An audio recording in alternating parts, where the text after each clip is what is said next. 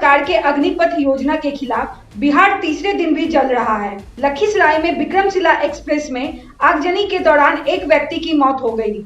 वो व्यक्ति ट्रेन में ही मौजूद था। आग की चपेट में आने से उसकी मौत हो गई। केंद्र सरकार के खिलाफ राजधानी पटना समेत 25 जिलों में जमकर उपद्रव हुआ है। दानापुर और लखीसराय स्टेशन समेत आधा दर्जन से अधिक स्टेशनों पर आगजनी की गई। 9 ट्रेनों को आग के हवाले कर दिया गया। पुलिस पर भी पथराव किया गया। कई जगहों पर पुलिस ने लाठीचार्ज और फायरिंग भी की। सुबह से अब तक 8 ट्रेनों को निशाना बनाया गया है और कई जिलों में बीजेपी के कार्यालय पर भी हमला हुआ है। डिप्टी सीएम रेणु देवी के घर पर भी प्रदर्शनकारियों ने हमला कर दिया। पूरे देश में नुपुर शर्मा के विरोध में हो रहे प्रदर्शन और भीड़ के द्वारा पत्थरबाजी व धार्मिक स्थल को निशाना बनाए जाने के विरोध में विश्व हिंदू परिषद बजरंग दल के द्वारा समाहरणालय के समक्ष धरना प्रदर्शन किया गया। धरना प्रदर्शन का नेतृत्व बजरंग दल के संयोजक पवन पोद्दार ने किया।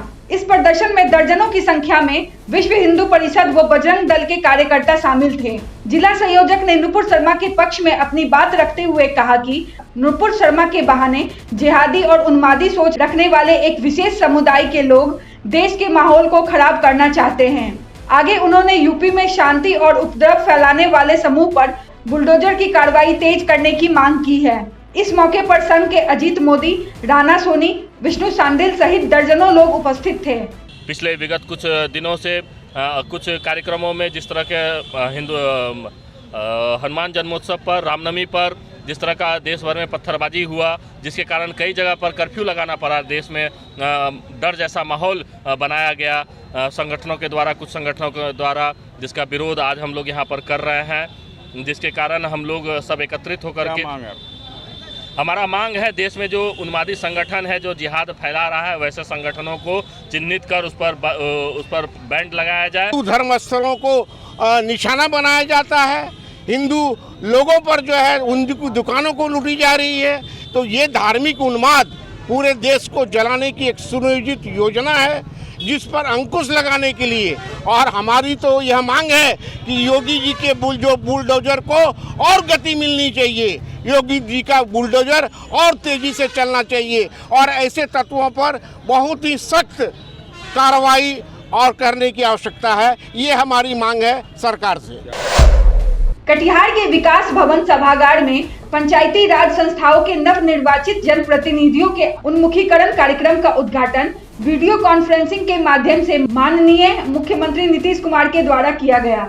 इस दौरान मुख्यमंत्री के द्वारा पंचायती राज संस्थाओं के माध्यम से चलाए जा रहे जन कल्याणकारी योजनाओं के बारे में विस्तार से चर्चा हुई और सभी जनप्रतिनिधियों से आग्रह किया गया कि वे योजनाओं के तहत होने वाले कार्य की देखरेख स्वयं करें। इस कार्यक्रम की शुरुआत जिलाधिकारी उद्यन मिश्रा के द्वारा दीप प्रज्वलित करके किया गया। जिलाधिकारी ने कहा कि कार्यक्रम में त्रिस्तरीय पंचायती राज संस्थाओं के जनप्रतिनिधियों को बुलाया गया है ताकि पंचायत राज के नवनिर्वाचित जनप्रतिनिधि बेहतर तरीके से सरकार द्वारा विभिन्न कल्याणकारी योजनाओं को धरातल पर ला सके।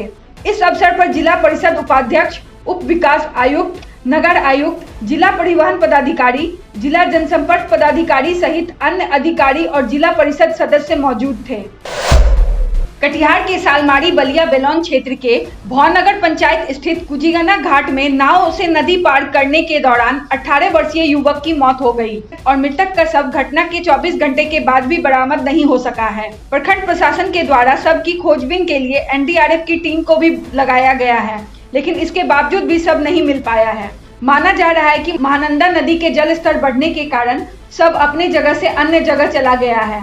मृतक के परिजन शव के इंतजार में नदी के किनारे आस लगाए हुए बैठे हैं। पूर्णिया में नगर में चल रहे विभिन्न योजनाओं का निरीक्षण करने गुरुवार को नगर आयुक्त Arif Ahsan ward number 1, 2, ward number 16, 17, 18 पहुंचे। उन्होंने काम करने वाले संवेदक व कनीय अभियंता से स्पष्ट कहा है कि काम बरसात से पूर्व पूरा हो जाना चाहिए और कार्य की गुणवत्ता में किसी प्रकार की भी कोई कमी नहीं होनी चाहिए। नगर आयुक्त ने बताया कि शहर में जल जमाव की समस्या को ठीक करने के लिए शुरुआत कर दी गई है। उन्होंने नगर निगम क्षेत्र के लोगों से कहा है कि जिन लोगों ने नाला का अतिक्रमण कर नाला को अवरुद्ध कर दिया है वे नाला को जल्द अतिक्रमण मुक्त कर दें, नहीं तो मजबूरन वैसे लोगों पर कार्रवाई करनी होगी। लोगों को लाइसेंसी हथियार अपनी सुरक्षा के लिए दिए जाते हैं, लेकिन लोग इसका गलत इस्तेमाल करने में लग जाते हैं। ऐसी ही एक गलती फारबिसगंज के नरपतगंज थाना क्षेत्र में देखने को मिला। नरपतगंज थाना क्षेत्र के बीबीगंज गांव में एक लड़की की शादी में सिंदूर दान के दौरान 15 से 20 राउंड फायरिंग की गई।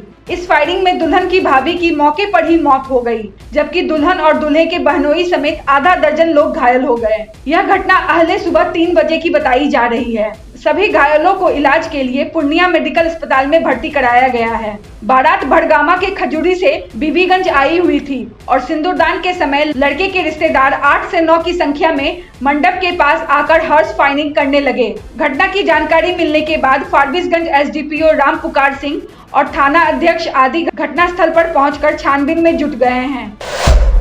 अररिया के कुर्सा कांटा प्रखंड के ऐतिहासिक सुंदरनाथ धाम में भविष्य में कई कार्य किए जाएंगे।